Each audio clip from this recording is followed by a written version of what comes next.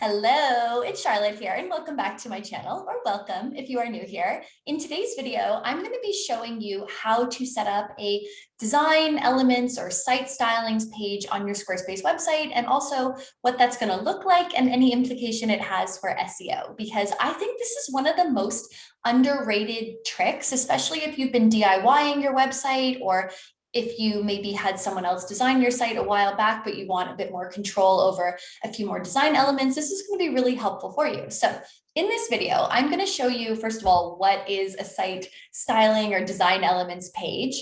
Number two, how you can use that to edit the different elements on your site, whether we're talking about text or headers or buttons or colors or anything like that. And then number three, we're going to talk about what implication this page has for SEO. So that's what we're going to learn today. And without further ado, let's just dive right into it. So I'm going to share my screen. Here we go. Okay, perfect. So before we actually show you everything, I want to remind you that here on my website, and I'm going to link to it down below, I have a Squarespace SEO checklist. So you are very much encouraged to grab it. It's one page.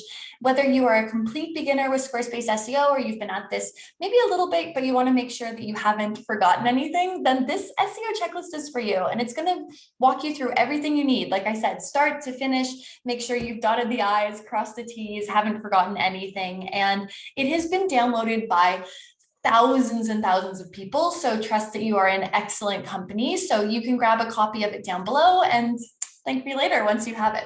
So without further ado, let's take a look at the design and styling elements page that I'm talking about. So I've got here a demo Squarespace website up and running here, and you can do this on your own site, whether you're on 7.0 or 7.1, but in this case, I think it's going to show you with a 7.1 website. But what I recommend doing here, and you can follow along with me, is you create this basic page. You can see it kind of in the background where you're able to see all in one place what the headings look like, what the text looks like, what the buttons look like, all that sort of thing. So in order to set this up, you just are going to go to pages. And then I recommend setting it in the not linked section, because again, you don't want it to be in the main navigation, obviously. You're going to put it in the not linked section. And then here in this page, again, it's basically, you're just going to add text. Like this is literally just text that I put as a heading 1. And then down here, it's text that I put as a heading 2 all the way down with like 3, 4. And then same thing too. This is what like a paragraph 1 looks like or something. So again, all of these different text options. And then over on the right-hand side, I put different buttons, right? So that you can see what the different buttons look like.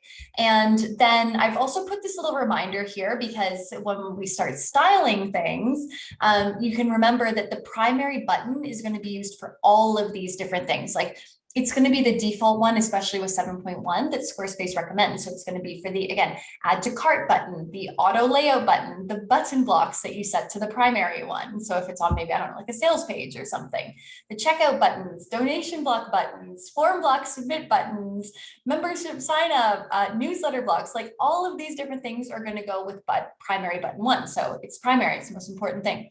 And then, but you can also have the secondary and the tertiary buttons. Again, these are more design elements you might want to control if you're building, if you're really playing around with the styling of a page and stuff. So anyways, now that I've shown you what these are, and again, we'll talk about the SEO implications of the different, whether the page itself or the different headings and stuff in just a minute, so sit tight for that. Now I'm going to show you why this is really helpful if you want to play around with the design elements. So again, remember that if you go back here to the main dashboard in Squarespace backend, you're going to go to design and then to site styles.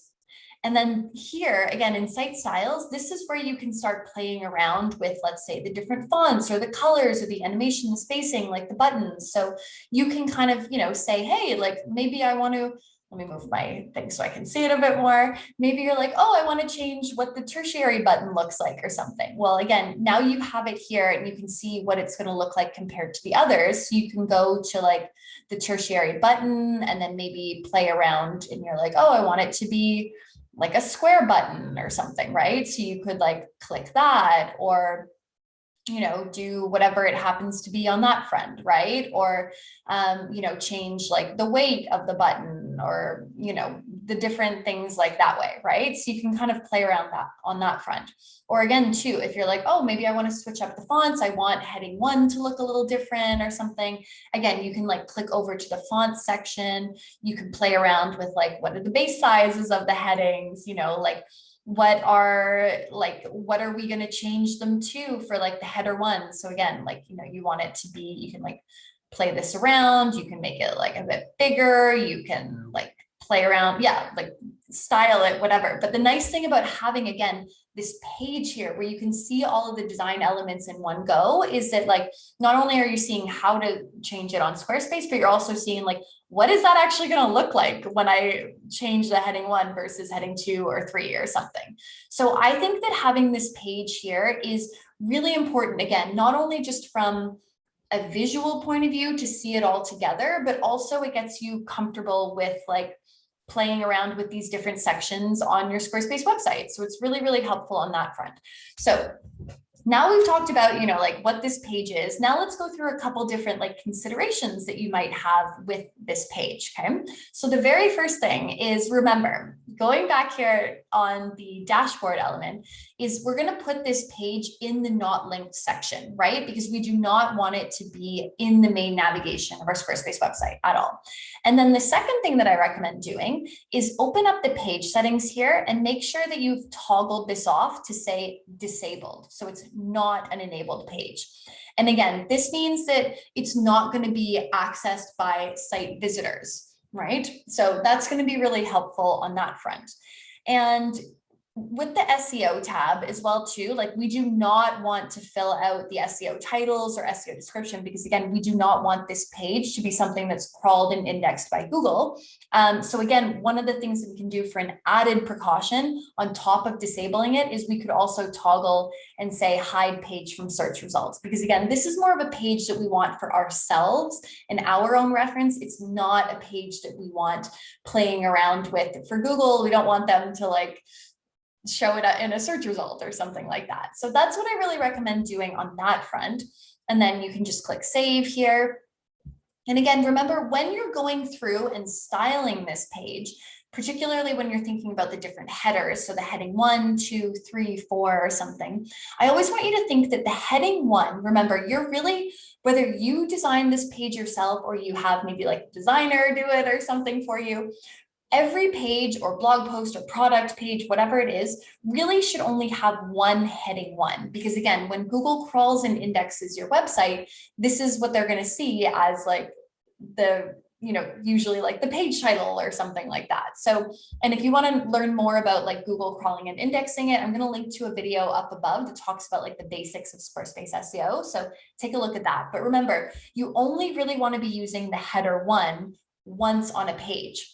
And you can use the heading 2, 3, 4s or whatever way more throughout the page. So this is really helpful if you're thinking about more from a design element, like aesthetically, how do you want the page to look? Then I really encourage you to play around more with the styling of the heading 2, 3, 4, but really leave the heading 1 once on the page and don't use the heading 1 as a design element, because Google is not going to like it if they come to your page and they see that you have multiple heading 1s on the page, right? Like, that is not good from an SEO point of view. However, you can have way more, again, 2, 3s, and 4s, that's fine. But really stick to the heading 1 once on the page, acting like the page title. So that's another thing I wanted you to consider here before we bounced off with it.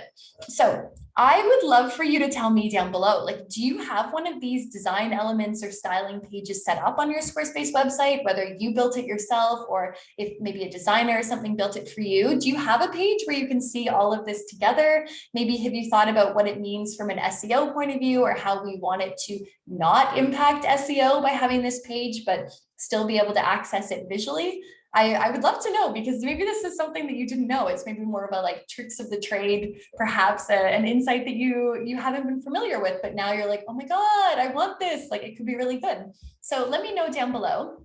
And yeah, try it out. I think it's really fantastic. And again, if you do have it, make sure that you're taking the SEO precautions so that it doesn't get crawled and indexed.